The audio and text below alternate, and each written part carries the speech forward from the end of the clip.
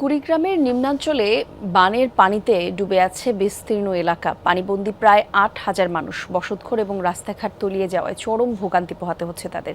দুধকুমার নদের পানি সোনাহাট রেল সেতু পয়েন্টে বিপদসীমার ১ সেন্টিমিটার ওপর দিয়ে প্রবাহিত হচ্ছে। চিলমারি পয়েন্টে ব্রহ্মপুত্র নদের পানি গতকালের চেয়ে ৫ সেন্টিমিটার কমে বিপদসীমার ৫৪ সেন্টিমিটার নিচ দিয়ে প্রবাহিত হচ্ছে। এদিকে নদী ভাঙনের তীব্রতা বেড়ে যাওয়ায় ঘরবাড়ি হারানোর আতঙ্ক ছড়িয়েছে তীরবর্তী এলাকায়। লালমনিরহাটে তিস্তার পানি কমায় সদর এবং আদিতমারী উপজেলার নদীর তীরবর্তী নিচু এলাকা থেকে পানি নেমে গেছে।